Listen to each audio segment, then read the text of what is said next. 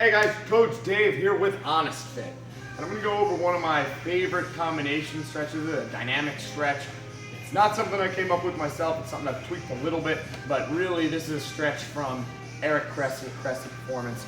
What a great stretch. If he ever sees this, thanks for the stretch. Fantastic stretch. So this is actually using several different stretches in a pattern.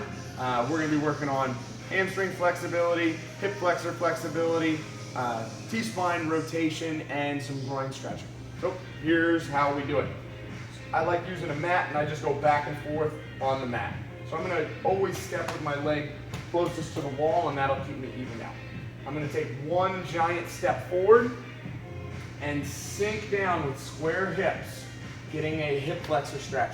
You can really attack this one, squeezing the glute, driving your body forward to get a hip flexor stretch on the front side. Once you're down, hands come down to the floor inside the foot, and things start getting a little complicated.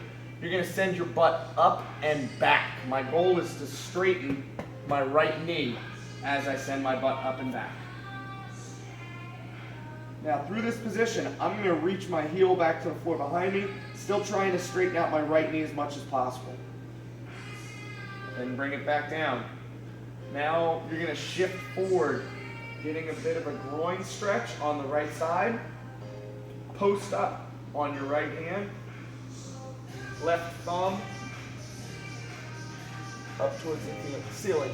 This is the T-spine portion. Bring the hand back down. Walk the feet forward, and you get a little bonus toe touch. Stand back up. Now when I turn around, I'm still going to use the leg that's closest to the wall. This time it's my left instead of my right. Big step forward. Thumb behind the butt cheek, driving into a hip flexor stretch on my right side. Now, hands come inside the foot, and I'm driving my butt up and back, straightening out my left leg, and bringing my right heel towards the floor. Palms down makes it harder. A lot of people end up on the fingertips, and I try as much as I can to keep those palms down on the floor. Then, knee comes back down, walk your body forward. So I'm driving my knee out to the side as I walk my hands forward, and I'm bringing my outside thumb up towards the ceiling, getting a thoracic spine rotation. Back down and stand. So now I'm going to show you 2 reps. I'm going to use the leg closest to the camera this time.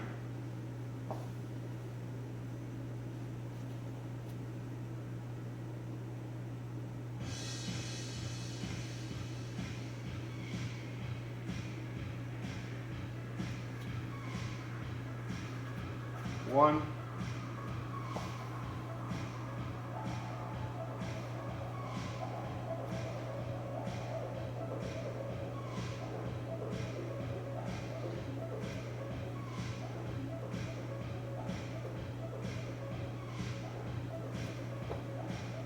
2.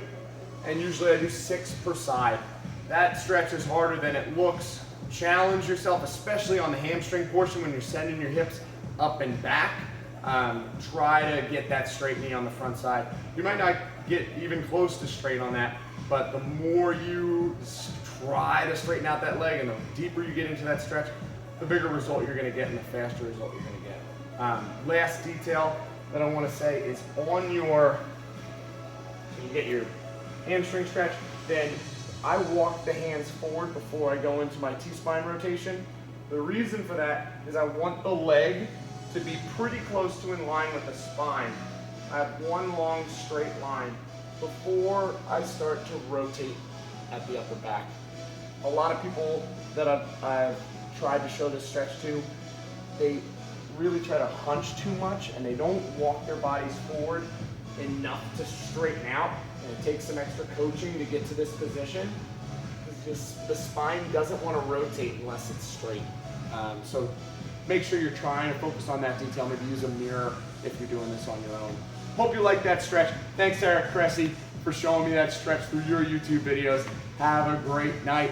Keep watching Honest Fit.